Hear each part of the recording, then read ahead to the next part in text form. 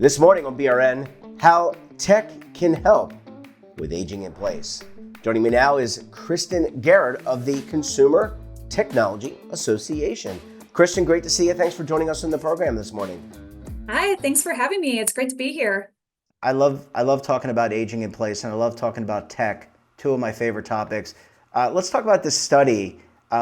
More and more Americans, I want to get your read on this. It seems like more and more Americans are considering aging in place. Is that the sense that you got from the study? Yes, it's a very timely topic. We worked with a couple of our member boards, Digital Health and Smart Home, to come up with this topic. And going to your point, an interesting statistic that we're looking at is by 2030, a fifth of Americans will be at least 65 years old, and the first millennials will begin to turn age 50. So that's pretty compelling and a large audience to support in the future when it comes to age technology. And our research, which was conducted in an online study among US adults ages 18 older, found that 81% agree that it's very important for them to be able to age in place.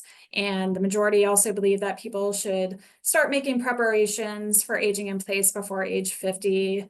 And I haven't turned age 50 myself yet, but this is really making me think early on about my future plans to age in place for as long as I can. Well, let me tell you, age 50, 50 is the new 20.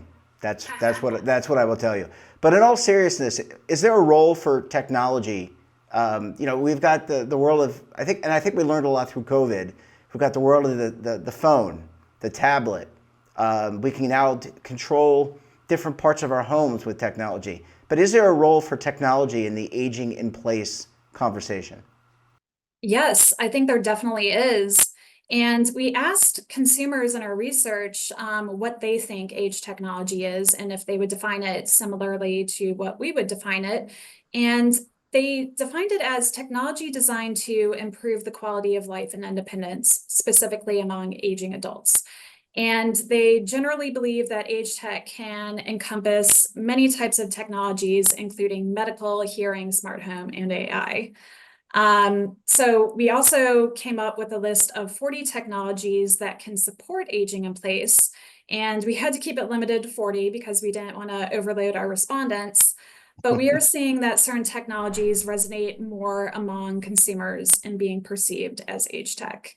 And I can read some off to you, the top 10 perceived age Yeah. technologies. We have connected medical alert device, digital blood pressure monitor, electric wheelchair scooter, electronic pill dispenser, continuous glucose monitor, smart smoke detector, digital pulse oximeter, OTC digital hearing aids, smart doorbell, and sleep breathing device.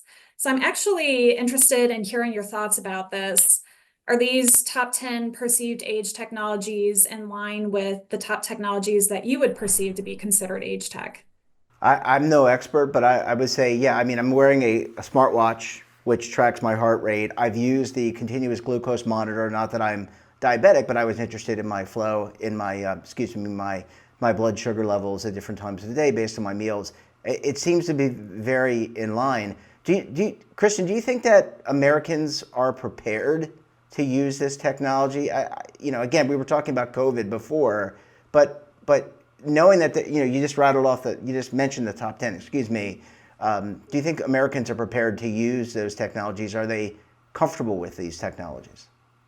Yeah, so we're seeing moderate rates of current ownership for certain technologies, especially in the smart home area, such as wireless smart speakers and connected security cameras and also smartwatches. Now, when it comes to other types of technologies, especially the more novelty and niche types of technologies like robotic pet companions and therapeutic virtual reality headsets, they have lower rates of ownership. And that's, of course, to be expected as they are up and coming in the industry and still have a ways to go in terms of marketing for awareness for certain audiences like older generations. But even though we are finding moderate to low rates of ownership, we do see an optimistic level of market potential for these technologies. So overall, we're seeing 83% of US consumers owning or sharing at least one of these technologies, and also that promising potential for ownership. So in particular, robotic pets and companions, let's see here. They have 3% ownership currently, but 59% of US adults are interested in using this type of technology to age in place in the future. And those same rates go with augmented reality headsets, speech generating devices, and therapeutic virtual reality headsets. Now, So, oh, I'm sorry. sorry, I was gonna before I just wanted to interrupt you real quick. I was looking down at my cat Posey. So are cats, felines, dogs, gerbils, hamsters, guinea pigs? Are they all out and robotic pets are in? So I won't. The aging senior. I'm looking at. She's literally looking at me right now. But are they out in terms of the future? They are. We did see them at CES this past year. And a little anecdote, my grandmother is in an assisted living home, and my parents just visited her. She's actually down in North Carolina, probably by you. But one of her friends in the assisted living place has a robotic companion, and she thinks it's a cat. So I think that works. I mean, you don't have to clean the litter box. You don't have to clean the litter box. You don't have to feed it. You don't have to take it for a walk. I guess I can see the pros there. Where does artificial intelligence, there's been so much in the news about open AI, DeepSeek, the world's going to be taken over by artificial intelligence. Does that play a role in some of these devices? Did you find that in the survey? Yeah, so the majority of our respondents do think that AI will play a positive role in the future of digital health, smart home technologies, all of that when it comes to aging in place. So there is an optimistic feeling among US adults in using AI advancements in the future. And you were telling me before we went on live, not live, we recorded the program, that I think you were giving some presentations to industry folks and maybe product manufacturers. What's the reception like to the survey from them? Is there an interest to produce? You said there's like 40 different types of products, technology products that are involved in aging in place. Are they interested in producing more? I mean, knowing that by the time, 10, 15, 20 years from now, we're going to have a lot more people that are age 65 than are not. We have an aging society like most of the world, but are they interested in producing more products? Oh, absolutely. And I think the types of products that they produce are going to be redefined, taking maybe prescription products and making them into over-the-counter products, making it easier for consumers to get their hands on technologies that can really help their lives.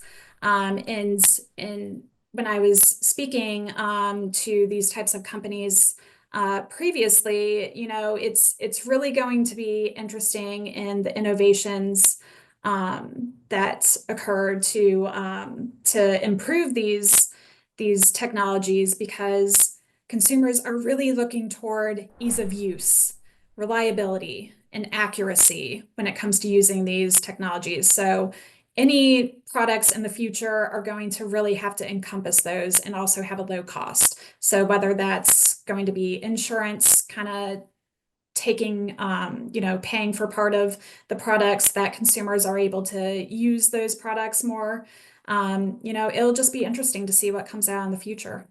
Yeah, and that's why the Consumer Electronics Show is so important. I know you said you were there. Did you see a lot of, was there a whole niche of booths? I mean, I've never been there, but I heard it's like humongous. I mean, were there booths set up for aging in place? For everything. I Yes. mean, for everything, right? I mean, everything from like birthing a child to death. I'm assuming there's like technology, but was specifically as it relates to aging in place, were there places set up to do that? Did you see a lot of technology? Absolutely. This was my third CES, and it's always so much fun to see the innovations. And this year we housed our digital health technology along with our smart home technology. So it was great to see how the two types of technologies mesh because they really go hand in hand when it comes to supporting the aging in place process. But in terms of age tech, AARP has a really great age collaborative booth with a lot going on there. There was a smart cane in our accessibility section, which provides, I guess, navigation and obstacle detection. And it's Oh. also even equipped with a voice assistant that provides information without the need to access a smartphone. So technologies like that are really going to help the aging population so that they can age in place longer. I wonder if it had a Google Maps built in. It might. It might. Well, Kristen, we're going to have to leave it there. Great survey, great information. And look, we look forward to having you back on the program again very soon. Thank you so much, Jeff. And don't forget to subscribe to our daily newsletter, The Morning Pulse, for all the news in one place. And of course, your subscription supports all of this great content on BRN. And we're back again tomorrow for another edition of BRN. Until then, I'm Jeff Snyder. Stay safe, keep on saving, and don't forget, roll with the changes.